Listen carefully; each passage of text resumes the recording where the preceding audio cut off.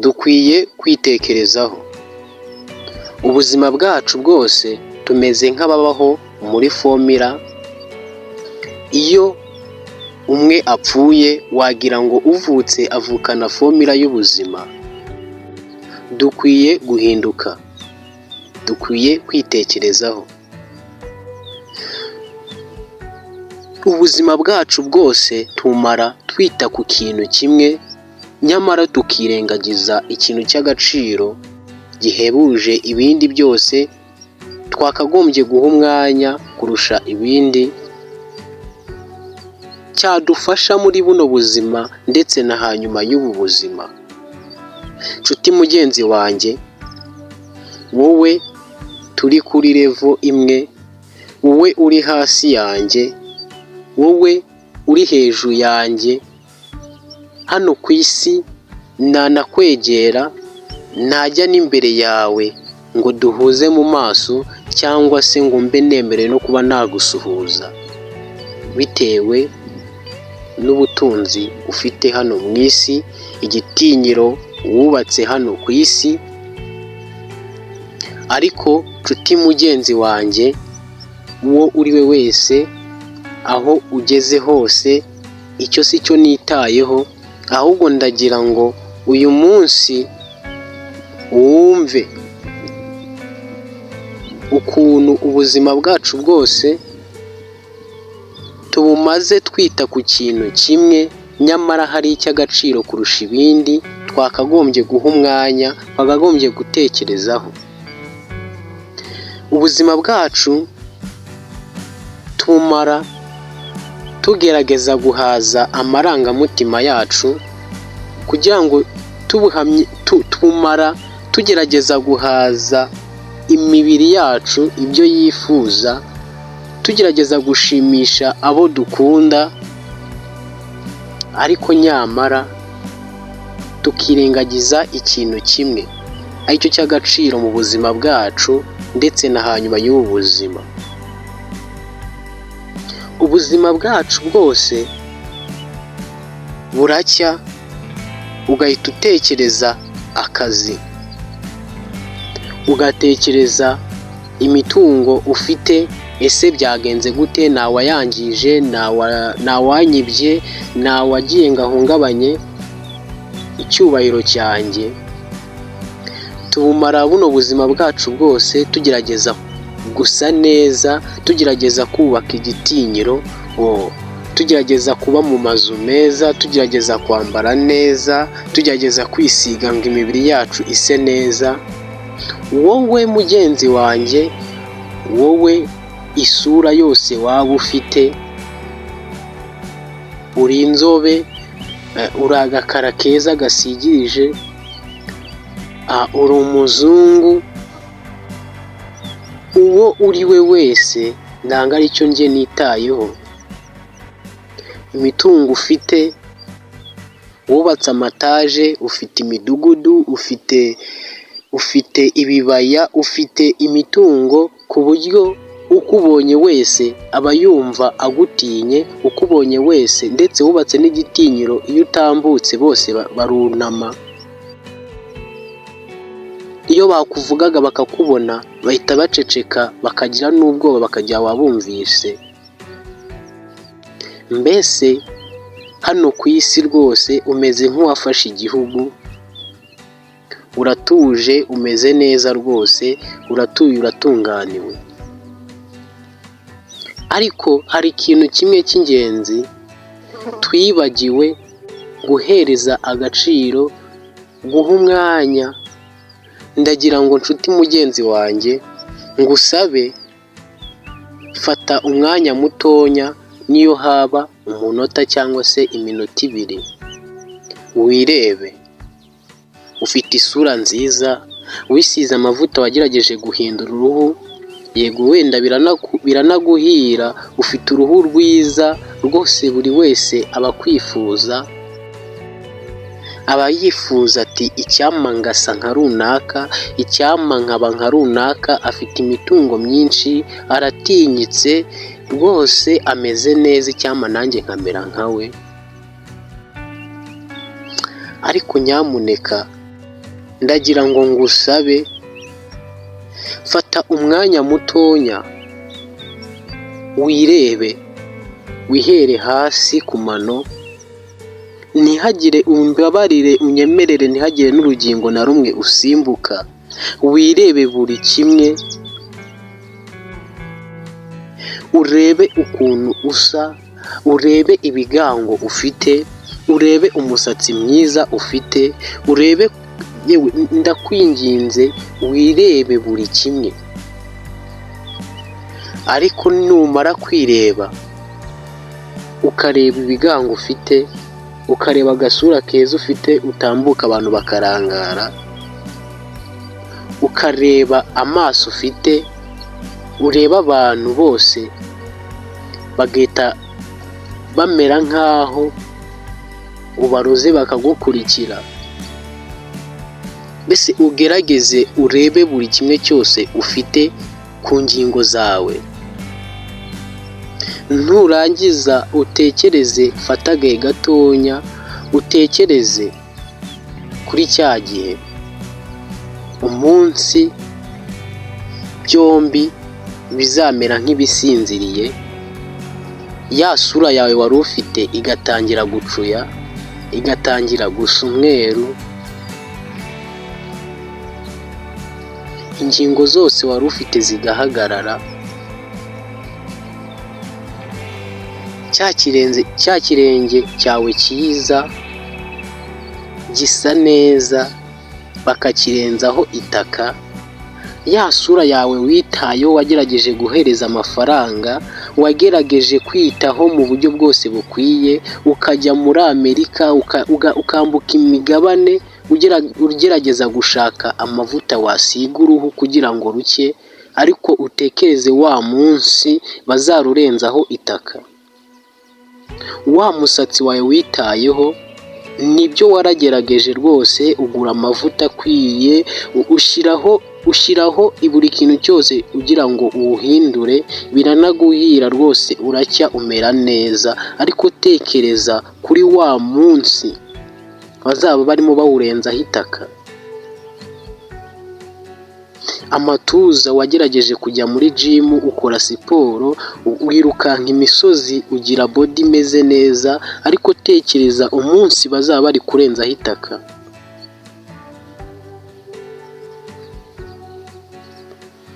Wagize imitungo myinshi, warubatse rwose ntako utagize, uratuye uratunganiwe, muri karitsiye iyo utambutse baragutinya, ufite amazu hirya no hino, ufite imitungo hirya no hino, ariko ndagira ngo ngusabe, tekereza umunsi byose uzaba ubisize. Ubuzima bwawe bwose wabweguriye ibyo nakubwiraga byose. Iyo ubyutse mu gitondo utekereza ku kazi, ugatekereza ukavuga ati mu mitungo yanjye nta cyahombye, nta cyangiritse. Ese umugore wanjye ameze neza, abana banjye bameze neza? Ni ibyo ngibyo witayeho. Nyine tumeze nk'abambaye rinete, tumeze nk'aho hari aho tutemerewe kureba. Kandi nushaka ubyemera inshuti mugenzi wanjye, benshi muri twe nuko twimereye, tumeze nk'abambitswe rinete, twirebera ibihaza amarangamutima yacu, nyamara niturebe hanyuma y'ubu buzima. Ese ko mu buzima bwawe urabizi wavutse wambaye ubusa, wavutse wambaye ubusa, biranashoboka yuko umuryango wakomotsemo nta kintu wari ufite pe, ariko waragerageje uratakamba, wasenze amasengesho atari make, waraye amajoro atari makenya usenga, wagiye mu misozi itandukanye, ujya mu butayu usenga, uravuga ati ntinyira nzakora ibi, nimbona amafaranga nzakora ibi, ariko nyuma y'uko ugeze ku byo wifuzaga byose urimo urita ku bihaza amarangamutima yawe, arizo za rinete mvuga, wibagiwe ibyo wahize. Ese mugenzi wanjye, uri gutekereza ukumva ukuntu kuri wa munsi bizaba bimeze? Kuri uriya munsi uzatangira gusaba umunota umwe, uvuga ati uwanyongeza umunota umwe najya gusaba imbabazi wa wundi, najya gukora cya kindi nakoze. Kiriya gihe nicyo kikwereka yuko wari wambaye rinete. Kiriya gihe abantu benshi nibwo bamenya yuko bari bambaye rinete, kuko nibwo wibuka yuko hari ibyo utakoze. Kiriya gihe nibwo wibuka ko hari ibyo utakoze. Muri aka kanya urimo urabyumva ukagira ngo ni ibisanzwe, ukabipinga ukavuga ngo ntabiriho, ngo ntibiriho, ariko kuri uriya munsi uzamenya yuko wabibwiwe. Uzongera wibuke usabe umunota, ati cyama wa munota noneho nakemura ibyananiwe, nakora ibi. Umpaye umunota basi najya gusaba umubyeyi wanjye imbabazi, nkamusaba imbabazi z'ukuntu namwitayeho. Umpaye umunota najya gusaba imbabazi wa wundi nahemukiye. Kiriya gihe uzahita ubona akanya, noneho nibwo uzamera nk'ukuyemo za rinete, ubashe kureba hanyuma y'ubu buzima, urebe yuko wari ukeneye kuba warabitekereje kera.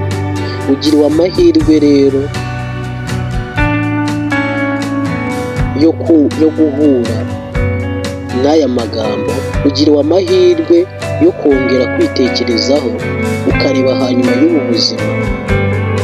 Ugira amahirwe yo kongera gutekereza uno mubiri wirirwa uhereza ibyawe byose, wirirwa uruhira, uno mubiri wirirwa uruhira uhereza buri kimwe, abo bose wirirwa utekereza, abakunzi, abana, yego ni byiza kubikora ukabitaho, ariko haba amahirwe yo kongera kwibuka yuko hari ikintu cy'agaciro ukwiye guhereza umwanya nacyo. Ukwiye kujya ufata umwanya ukagihereza agaciro, ukagitekerezaho, ugatekereza umunsi uzaba urimo wamburwa bya bindi byose wahaye umwanya wawe. Ese bizagenda bite? Ese nta kintu uzicuza utakoze? Mu rubanza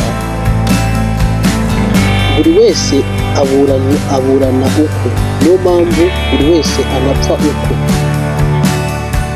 Nagira ngo nkubwire, niyo upfuye ufite umuntu upfumbase cyangwa se ukagira uwo upfira mu biganza, baramukwambura ukagenda, bisobanuye kugenda wenyine, no kuburana uzaruburana wenyine.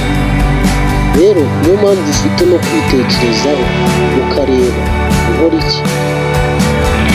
Ese iyi mitungo uko nyifite, amafaranga narayabonye n'ibyo, ese nta kindi nkwiye gukora?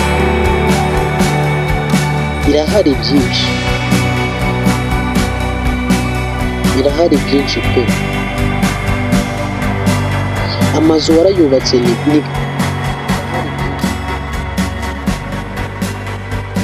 amazu warayubatse ni byiza, kandi ayo mazu yanagira n'akamaro,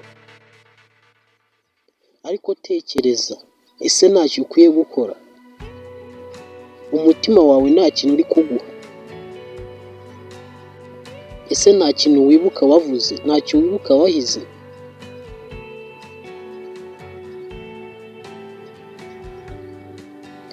Wibuke kandi uzirikane, wakigira gute ukajya mu mwijima ukibwira yuko abantu bose babakwebye, abantu bose babacitse? Hari ubasha kureba n'ahatagaragara. Wabashije kureba uri mu nda ya mama wawe? Hari benshi bavuka bagapfa. hari benshi bapfira mu nda z'ababyeyi. Kuki se we wavutse? Kuki icyo kintu utagiha agaciro? Ese ukeka yuko abapfuye bose wabarushaga kuba wari ubayeho neza uri mu nda ya mama wawe? Utekereza yuko abagiye bapfa bavuka hari icyo wabarushaga? Niyo mpamvu ukwiye gutekereza cyane, ugafata umwanya wawe ugaha agaciro ubu buzima, ano mahirwe wahawe. Hari byinshi waje hano gukora, igihe ufite pe ni gito, ariko ufitemo byinshi byo gukora.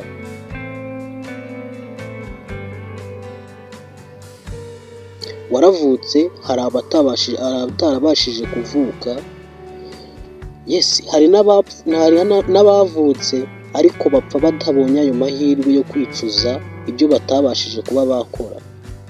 Ariko wowe aka kanya wongeye guhabwa amahirwe yo kwitekerezaho, ukareba n'ibihe utakoze, n'ibihe utakemuye, kugira ngo ube wabikemura.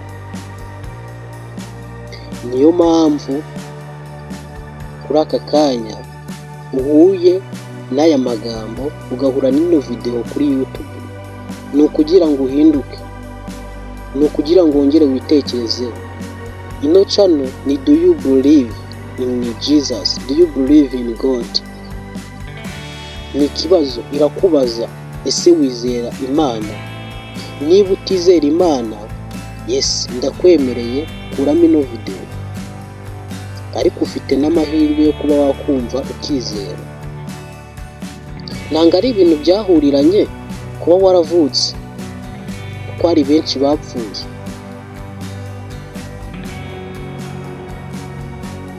Imana ibasha kureba n'ahatagaragara, nibyo twari turimo tuvuga. Ibyo uri gukora ukibwira yuko abantu bose batakubona, ni Imana yirakureba. Imana yakurebye ikakwitaho ukiri mu nda, aho twe tutabasha kureba. Amezi 9 kugeza uvutse, ukava mu nda y'ababyeyi bawe, ikakwitaho. Umubyeyi wawe nta kindi yakoze, ni uko yagusengeye, ni uko yaguhaye ibiryo, akagerageza no kukwambika, ariko kugukuza Imana yaragukujije. Yagiye igusimbutsa impfu nyinshi, ariko ntabwo uri kubiha agaciro. Weho umaze gukura, umaze kubona amafaranga, ubonye buri kimwe cyagufasha kunezeza umubiri, ariko nuri gutekereza, ese ubwo nari ndwaye byagenze gute? Ubwo nari ndi mu nda y'umubyeyi wanjye byagenze gute? Kuki njye ntapfuye? Kuki ndi hano? Nanga ako kanya ujye ugafata mu buzima bwawe ngo utekereze, ugatekerezeho, wibaze impamvu uri ku isi, wibaze impamvu ukiriho, hari abapfuye. Ufite mugenzi wanjye, nyamuneka tekereza. Do you believe in God? God is protect you. Imana irakurinda mu bigeragezo byose ucamo, mu bibazo byose ucamo, Imana irakurinda. Rero ufite guhereza umwanya mutonya ubu buzima wahawe, ukongera ugatekereza kuri buno buzima, ukongera ukitekerezaho, ese niba nta n'icyo wahize, kuki uriho? Hari byinshi wakora, kuko hari ibyo uzabazwa utakoze.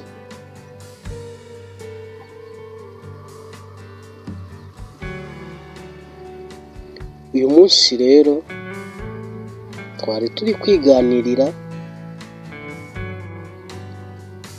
tugira ngo twibukirane yuko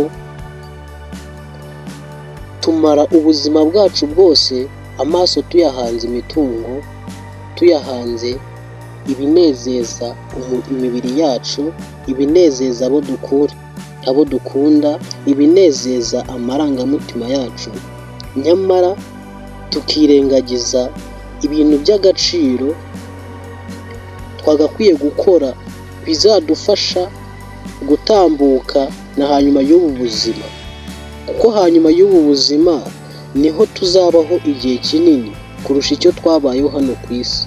Hano ku isi twahaciye nk'abagenzi. Umugenzi iyo aciye ahantu agenda ahura n'abantu benshi batandukanye, agenda ahura n'ibintu byinshi bitandukanye. Hari abazamubera beza mu rugendo, hari ibizamubera ibigusha mu rugendo, hari ibizamubera bishyashya mu rugendo. Nyine ibyo byose wahuye nabyo, ariko witwaye ute? Witwaye ute? Aho ngaho ntabwo wibagiwe yuko uri mu rugendo watumye. Ese waratumitse? Witwaye ute? Niwumva rero hari ibyo utakemuye, unyemerere uce bugufiya, dusabe Imana iduhe imbaraga, kuko nyamuneka runo rugendo nubwo twakora igishoboka cyose, hari ugomba kutuyobora, kandi uwo nguwo ari hafi yawe. Icyo usabwa gusa ni ukumwizera, ubundi akaba muri wowe nawe ukaba muri we. Icyo gihe iyo mubaye abanywanyi, nta teka uzacibwaho, ndetse nta n'ikibasha kuguhangara, kubera yuko hari ukurimo, kandi ukurimo arusha ubutware ibyo byose. Nyemera rero umwizere. Nta wundi mvuga kwizera ni Yesu Kristo. Yesu Kristo nubwo yagiye mu ijuru, ariko ajya kujya mu ijuru yasize adusabiye Imana. Aravuga ati, aba bana bawe ibyo wansabye kubaha narabibahaye, wansabye kubakumenyesha narabikoze, wansabye kubigisha ubutumwa bwawe bwiza, ijambo ryawe nararibahaye. Nanjye ndagusaba ngo ukomeze ubarinde nk'uko nabarinze nkiri mu isi. Imana yakoze iki? Yesu Kristo yagiye mu ijuru, ariko Imana yohereza Mwuka Wera ari we mufasha. Nubwo Yesu yagiye, ariko hari uwo Imana yohereje ari we Mwuka Wera, kugira ngo azarinde njye nawe. Uwo nguwo rero dusabwa kwizera Yesu Kristo. Twamara kumwizera, ubundi Umwuka Wera akadusanga. Yamara kudusanga, niwe uzatwereka inzira ducamo, niwe uzatunyuza muri ino nzira igoye, ino nzira iruhije, tukabasha kuhatambukana mucyo.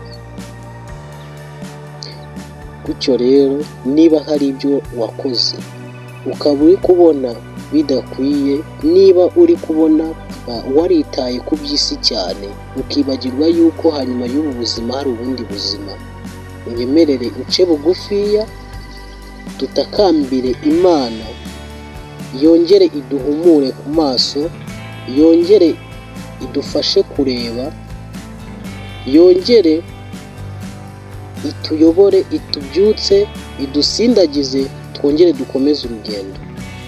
Nimunyemerere muce bugufiya dusenge. Nanone Data, uri Imana, uri Rubasha, uri Karuhura, uri everything for us. Ubasha gukora ibiruta cyane ibyo twebwe twibwira, kandi ubasha kuduha ibiruta cyane ibyo tuzi, ndetse ubasha no kureba aharuta cyane aho twe tureba. Waraturemye, uratubumbabumba, uduhindura abana bawe. waturonse mu bise by'amaraso y'umwana wawe Yesu Kristo. Ese twakora iki ngo tubashe guhesha agaciro amaraso y'umwana wawe Yesu Kristo? Ese twakora iki kugira ngo tubashe kuba muri ino si itwishyuza ibyo tutabasha kuyihereza, kandi tukagerageza no kukumva no kukumvira no kugukorera turi hano mu isi? Ibyo bintu bibiri byose bituruhije kandi byose tugomba gukora. Twakora iki kugira ngo tubashe kubana nabyo, kugira ngo tubashe no gukomeza runo rugendo tuzagera i Siyoni amahoro? Turakugisha inama Yesu Kristo, turakugisha inama kugira ngo utuyobore, kuko ijambo rya Data wa twese wo mu ijuru ritubwira ko ari weho nzira n'ukuri n'ubugingo. Ese muri ino nzira dukora iki? Abana bawe tuje imbere yawe kugira ngo wongere uduhishurire, wongere utwambike imbaraga, wongere udukomeze, wongere utubyutse. Nubwo hari byinshi byari bitugoye, nubwo hari byinshi byari bituruhije, ariko dusobanukiwe yuko nta kijya kiguhangara. Twaracumuye, turisuzumye dusanga twaracumuye, twarabeshye, dupfusha ubusa imbaraga waduhaye. Twagerageje gukora ibintu byinshi byangwa n'amaso yawe pe, none tuje imbere yawe ngo utubabarire, tugusaba imbaraga kugira ngo tubashe gukomeza runo rugendo. Nyemerera rero Data udusabire Yesu Kristo, unyemerere utuyobore, uzatugeze mu bugingo bw'iteka. Turatuje ariko ye ntutuze, kuko ijambo rye ryaratubwiye ngo nitwatura ibyaha byacu, nawe ukiranukira kutubabarira ibyaha byacu. Turagusabye rero ngo utwumve kandi utubabarire, dukomeze amavi asukuma cyane, tuzagera iwawe, tubane nawe muri bya birori byiza waduteguriye. Tuzashima tuvuza impundu ati haleluya haleluya, duhimbaze Imana. Reka kuri uriya munsi mwiza w'ibirori tuzabe turi kumwe, tuzabane dusabane, tuzahure dusabane, mu izina rya Yesu Kristo. Umenya kudukomeza turi hano mu isi, nubwo ibirwanya abana bawe ari byinshi, ariko nta cyaguhangara. Iryo jambo turigendane kandi turikomezanye kugeza ubwo tuzajya mu bugingo bwawe bw'iteka. Urakoze urakarama. Gumya udukumbuze igihugu cyiza cy'amata n'ubuki,